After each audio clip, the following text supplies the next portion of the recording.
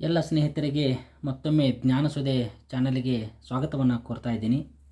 ಸ್ನೇಹಿತರೆ, ಈ ಒಂದು ವಿಡಿಯೋದಲ್ಲಿ ನಾನು ಇವತ್ತು ಅತ್ಯಂತ ಮಹತ್ವಪೂರ್ಣವಾದಂತಹ ಇನ್ನೊಂದು ವಿಷಯವನ್ನು ನಿಮ್ಮ ಜೊತೆಗೆ ಹಂಚ್ಕೊಳ್ತಾ ಇದ್ದೀನಿ. ಅದೇನಂತಂದರೆ ಭಾರತ ಸಂವಿಧಾನದ ಆಶಯಗಳು ಅಂತ, ಅಬ್ಜೆಕ್ಟಿವ್ಸ್ ಆಫ್ ಇಂಡಿಯನ್ ಕಾನ್ಸ್ಟಿಟ್ಯೂಷನ್ ಅಂತಂದದನ್ನು ನಾವು ಇಂಗ್ಲೀಷ್ನಲ್ಲಿ ಕರೆಯಬಹುದಾಗಿದೆ. ಯಾವುದೇ ಒಂದು ಸಂವಿಧಾನ ತನ್ನದೇ ಆದಂತಹ ಆಶಯಗಳನ್ನು ಒಳಗೊಂಡಿರ್ತದಂತ. ಯಾವುದೇ ಒಂದು ರಾಷ್ಟ್ರದ ಸಂವಿಧಾನವನ್ನು ಓದಬೇಕಾದ್ರೆ ನಾವು ತಿಳಿದುಕೊಳ್ಳುವಂತಹ ಒಂದು ಅಂಶವೆಂತಂದರೆ ಅದು ಯಾವ ರೀತಿಯಾದಂತಹ ಗುರಿ, ತತ್ವ, ಉದ್ದೇಶಗಳನ್ನು ಒಳಗೊಂಡಿದೆ ಅನ್ನೋದನ್ನು ನಾವು ಆಶಯಗಳ ಮೂಲಕ ಅದನ್ನು ತಿಳಿದುಕೊಳ್ಳಬಹುದಾಗಿದೆ. ಅಷ್ಟೇ ಅಲ್ಲ, ಯಾವುದೇ ಒಂದು ರಾಷ್ಟ್ರದ ಸಂವಿಧಾನವನ್ನು ನಾವು ರಚನೆ ಮಾಡುವಂತಹ ಹಂತದಲ್ಲಿ ಅಧ್ಯಯನ ಮಾಡಿದರೆ ಆ ಸಂವಿಧಾನದ ರಚನಾಕಾರರು ಅವರದ್ದೇ ಆದಂತಹ ಆಶಯಗಳನ್ನು ಅದರಲ್ಲಿ ಇರಿಸಿಕೊಂಡು ರಚನೆ ಮಾಡಿರುವುದು ನಮಗೆ ಬಹಳ ಸ್ಪಷ್ಟವಾಗಿ ಕಂಡುಬರ್ತಾ ಇದೆ. ಹಾಗಾಗಿ ಭಾರತದ ಸಂವಿಧಾನವೂ ಕೂಡ ತನ್ನದೇ ಆದಂತಹ ಆಶಯಗಳನ್ನು ಇರಿಸಿಕೊಂಡಿದೆ ಅನ್ನೋದನ್ನು ನಾವಿಲ್ಲಿ ನೋಡಬೇಕಾಗಿದೆ. ಹಾಗಾಗಿ ಈ ಒಂದು ವಿಡಿಯೋ ನಿಮಗೆ ಬಹಳ ಉಪಯುಕ್ತವಾಗ್ತಾ ಇದೆ ಅನ್ನೋದನ್ನು ನಾನಿಲ್ಲಿ ಭಾವಿಸಿದ್ದೇನೆ. ಸ್ನೇಹಿತರೆ, ತಮಗೆಲ್ಲ ಗೊತ್ತಿರುವಂತೆ ಭಾರತದ ಸಂವಿಧಾನದ ರಚನಾ ಪ್ರಕ್ರಿಯೆ ಪ್ರಾರಂಭಗೊಂಡಿದ್ದು 1946ರಲ್ಲಿ. 1946 ಡಿಸೆಂಬರ್ 9ರಂದು ಪ್ರಥಮ ಸಂವಿಧಾನ ರಚನಾ ಸಮಿತಿ ತನ್ನ ಸಭೆಯನ್ನು ಕರೆಯಿತು ಅಂತ. ತದನಂತರದಲ್ಲಿ ಡಿಸೆಂಬರ್ 11, 1946ರಂದು ಆ ಸಮಿತಿಯ ಅಧ್ಯಕ್ಷರಾಗಿ ಡಾಕ್ಟರ್ ರಾಜೇಂದ್ರ ಬಾಬು ಪ್ರಸಾದ್ ಅವರು ಆಯ್ಕೆಗೊಳ್ತಾ ಇದ್ದಾರೆ. ಅದೇ ರೀತಿಯಾಗಿ ಉಪಾಧ್ಯಕ್ಷರುಗಳಾಗಿ HC ಮುಖರ್ಜಿ, AT ಕೃಷ್ಣಮಾಚಾರಿ ಆಯ್ಕೆಯಾದರು ಅಂತ. ಈ ರೀತಿಯಾಗಿ ಭಾರತದ ಸಂವಿಧಾನ ರಚನಾ ಸಮಿತಿ ತನ್ನ ಕಾರ್ಯವನ್ನು ಪ್ರಾರಂಭಗೊಳಿಸಿತು ಅಂತ. ಈಗಾಗಲೇ ತಮಗೆಲ್ಲ ಗೊತ್ತಿರುವಂತೆ ಈ ಸಂವಿಧಾನ ರಚನಾ ಸಮಿತಿಯ ಮುಖ್ಯ ಗುರಿ, ಉದ್ದೇಶ, ಕಾರ್ಯವೆಂದರೆ ಈ ಭಾರತದ ಪ್ರಜಾಸತ್ತಾತ್ಮಕ ರಾಷ್ಟ್ರಕ್ಕೆ ಪ್ರಜಾಪ್ರಭುತ್ವದ ತಳಹದಿಯ ಮೇರೆಗೆ ಒಂದು ವಿಶಿಷ್ಟಪೂರ್ಣವಾದಂಥ ಒಂದು ಸಂವಿಧಾನವನ್ನು ನೀಡಬೇಕೆಂದು ಎನ್ನುವಂತಹ ಒಂದು ಧ್ಯೇಯೋದ್ದೇಶದಿಂದ ಇದು ಅಸ್ತಿತ್ವಕ್ಕೆ ಬಂದಿರುತ್ತದೆ ಅಂತ. ಇದೇ ನಿಟ್ಟಿನಲ್ಲಿ ನಾವು ನೋಡ್ತಾ ಸಾಗಿದಾಗ ಡಿಸೆಂಬರ್ 13, 1946ರಂದು ಪ್ರಪ್ರಥಮ ಬಾರಿಗೆ ಜವಾಹರ್ಲಾಲ್ ನೆಹರು ಅವರು ಧ್ಯೇಯೋದ್ದೇಶಗಳ ನಿರ್ಣಯವನ್ನು ಮಂಡಿಸಿದರು ಅನ್ನೋದನ್ನು ನಾವಿಲ್ಲಿ ನೋಡ್ತಾ ಇದ್ದೀವಿ ಅಂತ.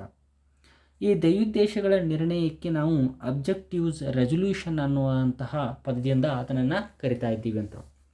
ಹಾಗಾದರೆ ಇದು ಯಾವ ಅಂಶಗಳನ್ನು ಇದು ಒಳಗೊಂಡಿರ್ತದೆ, ಇದರ ಮುಖ್ಯ ಉದ್ದೇಶ ಏನು ಅಂತ ಅನ್ನೋದಾದರೆ, ಯಾವ ಎಲ್ಲ ಗುರಿಗಳನ್ನು, ಯಾವೆಲ್ಲ ಉದ್ದೇಶಗಳನ್ನು, ಯಾವೆಲ್ಲ ಆಶಯಗಳನ್ನು ಒಳಗೊಂಡಿರಬೇಕನ್ನುವಂಥದ್ದನ್ನೇ ನಾವು ಧ್ಯೇಯೋದ್ದೇಶಗಳ ನಿರ್ಣಯ ಅನ್ನೋದನ್ನು ನಾವಿಲ್ಲಿ ನೋಡ್ತಾ ಇದ್ದೀವಿ.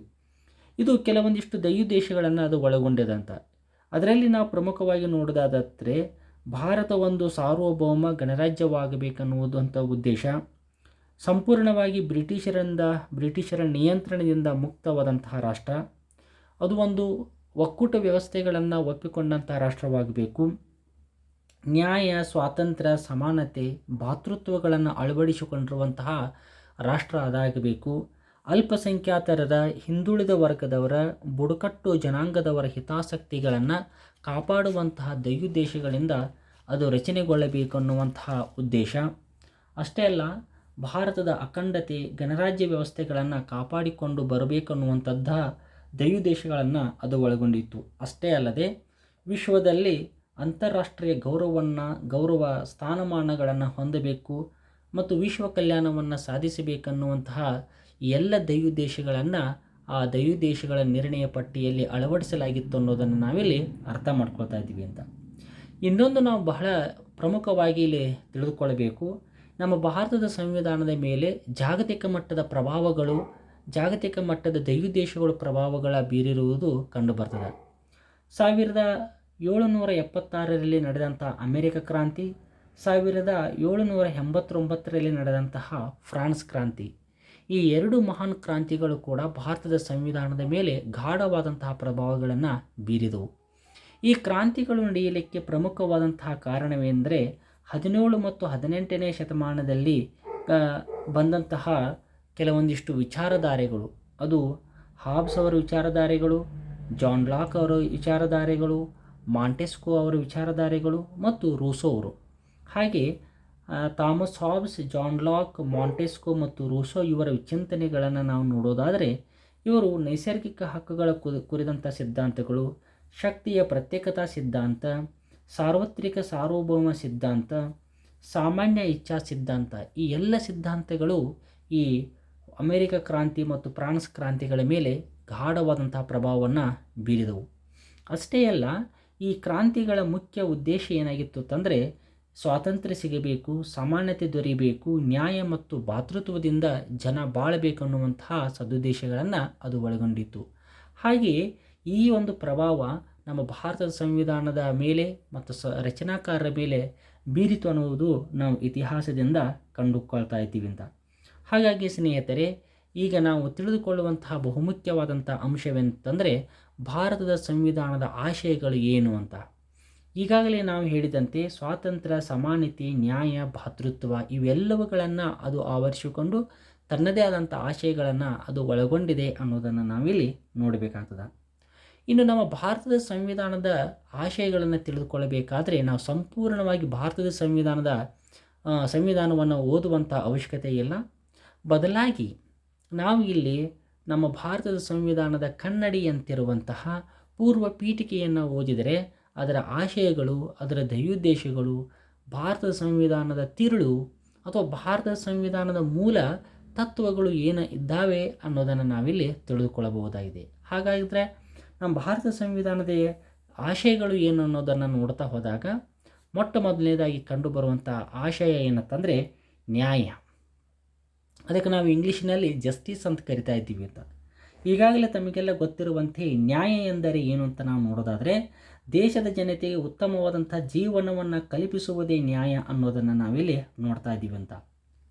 ಮಾತ್ರವಲ್ಲ, ಕಾನೂನಿನ ನಿಯಂತ್ರಣಕ್ಕೆ ಒಳಪಟ್ಟು ಆಡಳಿತವನ್ನು ನಡೆಸುವಂತಹ ವ್ಯವಸ್ಥೆಗೆ ನಾವು ನ್ಯಾಯ ಅನ್ನೋದನ್ನು ನಾವಿಲ್ಲಿ ಅರ್ಥ ಮಾಡ್ಕೊಳ್ಬೇಕು.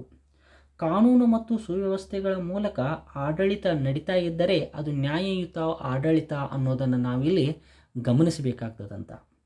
ಅಷ್ಟೇ ಅಲ್ಲ, ಈ ನ್ಯಾಯವನ್ನು ನಾವು ಪ್ರಮುಖವಾಗಿ ಸಾಮಾಜಿಕವಾದಂತಹ ನ್ಯಾಯ ಅನ್ನೋದನ್ನು ನಾವು ಮೊಟ್ಟ ಮೊದಲನೇದಾಗಿ ನೋಡ್ಕೊಳ್ಬೇಕಾಗ್ತದೆ.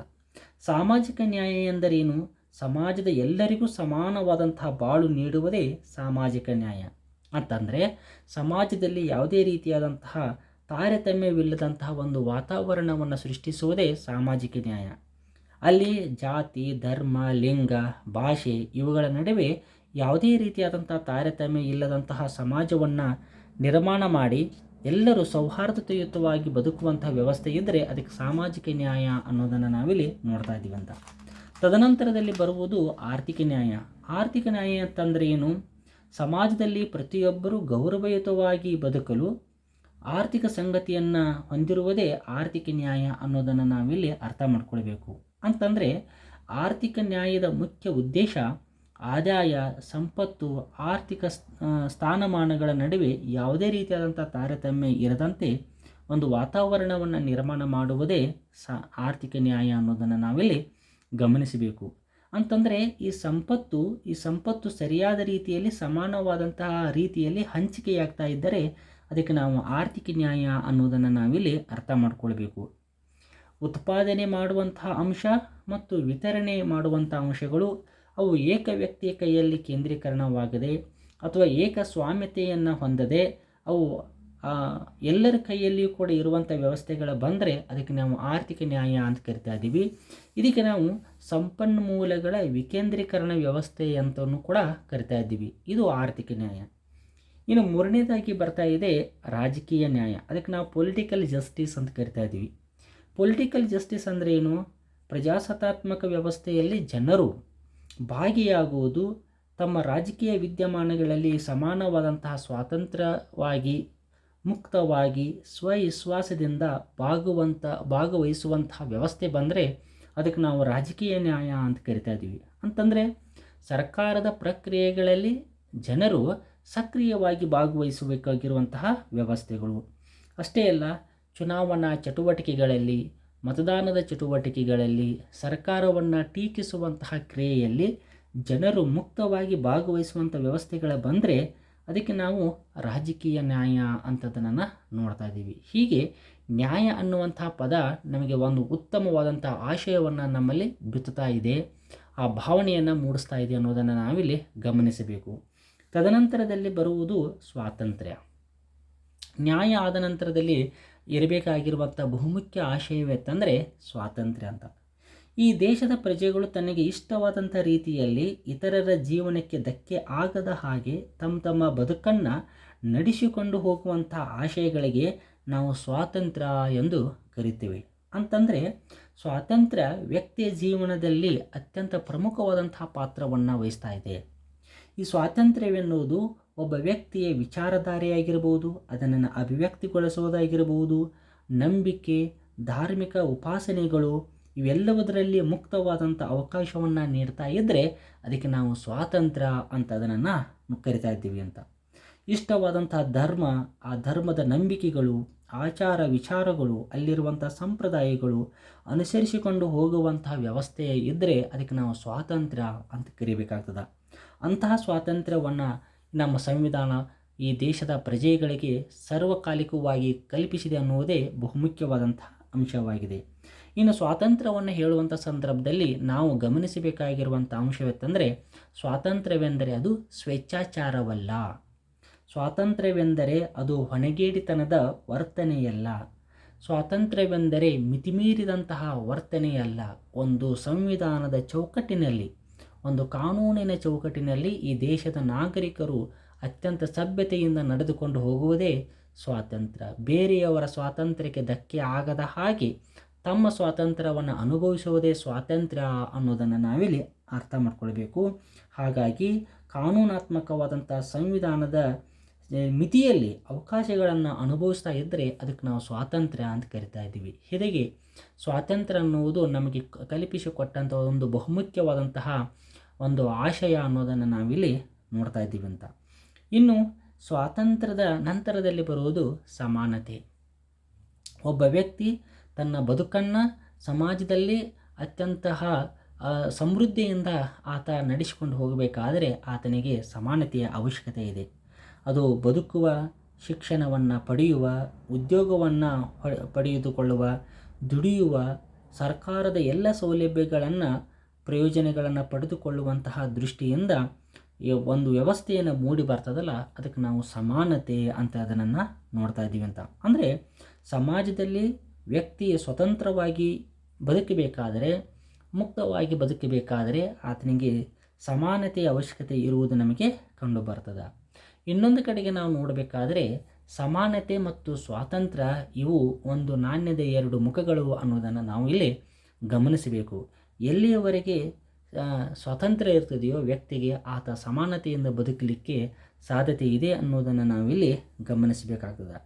ಹಾಗಾಗಿ ವ್ಯಕ್ತಿಯ ವ್ಯಕ್ತಿತ್ವದ ವಿಕಾಸನಕ್ಕೆ ಸಮಾನತೆ ಅತ್ಯಂತ ಅವಶ್ಯಕವಾಗ್ತದೆ ಅನ್ನೋದನ್ನು ಗಮನಿಸುತ್ತಾ ಸಮಾನತೆಯಲ್ಲಿ ಕೂಡ ನಾವು ಸಾಮಾಜಿಕ ಸಮಾನತೆ, ರಾಜಕೀಯ ಸಮಾನತೆ, ಆರ್ಥಿಕ ಸಮಾನತೆ, ಧಾರ್ಮಿಕ ಸಮಾನತೆ, ಅಷ್ಟೇ ಅಲ್ಲ ಸಾಂಸ್ಕೃತಿಕ ಸಮಾನತೆ ಅನ್ನುವಂಥ ಅಂಶಗಳನ್ನು ಕೂಡ ನಾವಿಲ್ಲಿ ಗಮನಿಸ್ತಾ ಇದ್ದೀವಿ ಅಂತ. ಹೀಗೆ ಸ್ವಾತಂತ್ರ್ಯ, ಸಮಾನತೆ ನಮ್ಮ ಸಂವಿಧಾನದ ಒಂದು ಅತ್ಯಂತ ಪ್ರಧಾನವಾದ ಆಶಯಗಳಾಗಿದ್ದಾವೆ ಅನ್ನೋದನ್ನು ನಾವು ಗಮನಿಸುತ್ತಾ ಕೊನೆಯದಲ್ಲಿ ನಾವು ನೋಡುವಂತಹ ಇನ್ನೊಂದು ಪ್ರಮುಖ ಸಂಗತಿ ಅಂತಂದರೆ ಅದುವೇ ಭಾತೃತ್ವ ಅನ್ನೋದನ್ನು ನಾವು ನೋಡ್ತಾ ಇದ್ದೀವಿ. ಅದಕ್ಕೆ ನಾವು ಫ್ರ್ಯಾಟರ್ನಿಟಿ ಅಥವಾ ಬ್ರದರ್ಹುಡ್ ಅನ್ನೋದನ್ನು ನಾವಿಲ್ಲಿ ತಿಳ್ಕೊಳ್ತಾ ಇದ್ದೀವಿ ಅಂತ. ಎಲ್ಲಿ ಸಮಾಜದಲ್ಲಿ ಸ್ವಾತಂತ್ರ್ಯ, ಸಮಾನತೆ, ಉತ್ತಮವಾದಂಥ ವಾತಾವರಣವನ್ನು ಕಲ್ಪಿಸುತ್ತದೆಯೋ ಅದು ಭ್ರಾತೃತ್ವಕ್ಕೆ ಸಹಾಯ ಮಾಡಿ ಕೊಡ್ತಾ ಇದೆ ಅನ್ನೋದನ್ನು ನಾವಿಲ್ಲಿ ಗಮನಿಸಬೇಕು. ಅಂದರೆ ಎಲ್ಲ ಧರ್ಮ, ಜಾತಿ, ಮತ, ಪಂಥಗಳ ನಡುವೆಯೂ ನಾವೆಲ್ಲರೂ ಒಂದು ಅನ್ನುವಂತಹ ಒಂದು ಮನೋಭಾವನೆಯನ್ನು ಬಿತ್ತುವುದೇ ಸಹೋದರತ್ವದ ಗುರಿಯಾಗಿದೆ ಅಂತ. ಭಾರತ ಈಗಾಗಲೇ ಒಂದು ಬಹು ಸಂಸ್ಕೃತಿಯ ನಾಡು, ಬಹು ಧರ್ಮಗಳ ನೆಲೆಸಿರುವಂತಹ ನಾಡು, ಬಹು ಆಚಾರ ವಿಚಾರಗಳ ನೆಲೆಸಿರುವಂತಹ ನಾಡು.